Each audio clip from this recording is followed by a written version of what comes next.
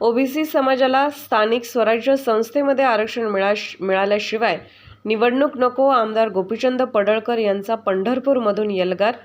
ओबीसीमध्ये कुणालाही नव्याने आरक्षण देऊ देणार नाही. मनसे अध्यक्ष राज ठाकरे यांच्या काय अडचणी असतील त्यांनी मुख्यमंत्री आणि उपमुख्यमंत्र्यांच्या कानावर घालाव्या. महाराष्ट्रामध्ये ओबीसीच्या आरक्षणाच्या बाबतीमध्ये ओबीसी समाज मोठ्या प्रमाणात जागृत झालेला आहे. ओबीसी आरक्षणातून कुणालाही आरक्षण देण्यात येऊ नये ही समस्त ओबीसी बांधवांची भावना आहे आणि म्हणून माननीय मंत्री छगन भुजबळ साहेब यांच्या नेतृत्वामध्ये ओबीसींचं मोठ्या प्रमाणात संघटन होतं आहे.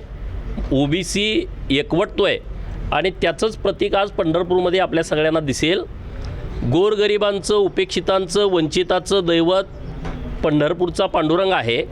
जेव्हा जेव्हा आमच्या आयुष्यामध्ये अडचणी येतात, दुःखाचे प्रसंग येतात, तेव्हा आम्ही आमचं गारानं पांडुरंगाच्या चरणी घालतो आणि आजही आम्ही सगळ्या महाराष्ट्रातल्या ओबीसींचं, भटक्या विमुक्तांचं, मायनर ओबीसींचं गारानं आम्ही पांडुरंगाच्या चरणी घालू आणि निश्चितपणे पांडुरंगसुद्धा ताकदीनं आमच्या सगळ्यांच्या पाठीशी उभं राहील असा आम्हाला विश्वास आहे. बघा, ओबीसीच्या आरक्षणाचा जो हा विषय आहे तो सुप्रीम कोर्टामध्ये सुरू आहे आणि दुर्दैवानं मागं नगरपंचायतीच्या 91 निवडणुका महाराष्ट्रामध्ये पार पडल्या, त्या ओबीसीच्या आरक्षणाशिवाय पार पडल्या आणि म्हणून आमची भूमिका अशी आहे, जोपर्यंत ओबीसीचं आरक्षण पुनर्स्थापित होत नाही तोपर्यंत निवडणुका घेण्यात येऊ नयेत आणि जेव्हा हे आरक्षण पुनर्स्थापित होईल तेव्हा तुम्ही निवडणुका घ्या.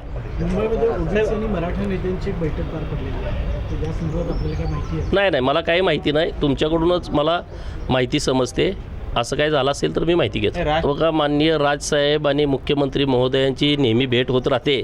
त्यांच्या काही अडचणी असतील तर निश्चितपणे त्यांनी माननीय मुख्यमंत्री महोदय, उपमुख्यमंत्री महोदय यांचं चांगलं संबंध आहेत तर त्यांच्या कानावरती घालावं. काही अडचणी असतील तर ते निश्चितपणे दूर करतील. अरे मला काय माहीत आता काय विषय.